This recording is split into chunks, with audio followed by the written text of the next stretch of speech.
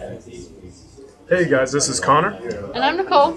and for our vlog, we decided to give you a summer reading list in case you wanted to continue on your study of geekdom. I'm going to talk about 3 graphic novels I think you'd enjoy reading over the summer. And I'm going to talk about 3 video games that you might be interested in playing. And we are doing this from the Starbucks in the library, so if you hear sniggering from behind us, that is actually half of the class. Yeah, we're also doing papers. See, look, there they are. Everybody wave. That's okay.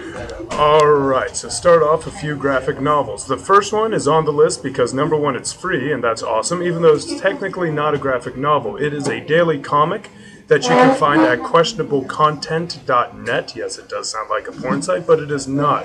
It is the daily adventures of 20-something-year-old hipster kids as they talk about music, love, and robots.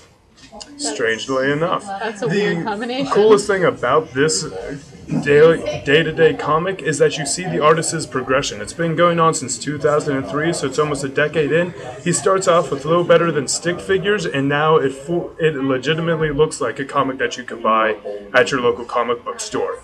The next comic that I'm going to give you is for all the superhero fans out there. It is called the Civil War series, made by Marvel Publishing. It studies what would happen if there was a Mutant Registration Act in which all the superheroes had to register with the state. It finds Iron Man and Captain America pitted against each other. It is a 7-book series, but what's cool, because it's Marvel, all of the universe then gets in, so you get to see what the Fantastic Four does during the Civil War, as well as Spider-Man, the Punisher, the X-Men, all of the big names from the Marvel universe. The last one is my personal favorite graphic novel, and that is called Y: The Last Man series. In it, it basically explores what would happen if every man in the world all died in one instance, except one. for one. Yes, one. And his pet monkey, who's also a male. Yeah. Yes, we are, Evan. Thank you for your peanut gallery responses. Sorry. And it studies him going across the world and basically what would happen to the humanity if there were no men to muck it up, for lack of a better term. Bye, guys. Okay, not sure how to follow that up. But I've got video games. And I'm going to give you an MMORPG, an individual game, and then also an individual game but can also be played with another person if you want to choose that option. I'll start with the MMORPG. I started this winter playing... Riveting. Shut up. Playing Final Fantasy XIV. It's actually kind of awesome. I don't know how it compares to the other Final Fantasy games, as I have not played them yet.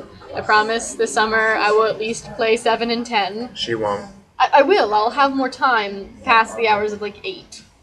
But during nap time, maybe. Anyway, Final Fantasy XIV is actually really fun. I kind of enjoy it more than WoW, which is kind of fun and sad to say at the same time because I have spent a lot of time in WoW in my life. Not that I care to admit to much of that. But has a lot of the same sort of classes, crossovers. There are different races that you can choose in comparison to WoW. I like it. Second game I have for you is the purely individual game. I'm gonna go classic here. I plan to play this summer. Pokemon Blue. Hands down the best. I don't want to hear any crap about any other colors, Cassie, because blue is the best. It is. It is. No, it's definitely the best. And you have to play it on your Game Boy Color, because... No, you play it on the original Game Boy. I don't have an original Game Boy. Like a boss. I'm not a boss, apparently. Or an adult. I don't know. I've never claimed to be an adult. But anyway, Pokemon Blue. Start off with Squirtle.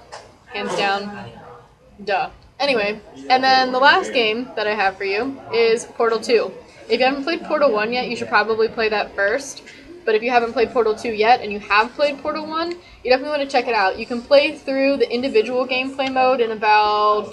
I think I completed it in 8 hours or so. And it follows the storyline, the brief sort of plot line from Portal 1, and it's actually kind of interesting because I like Wheatley and I like GLaDOS, and it was entertaining to me, mostly.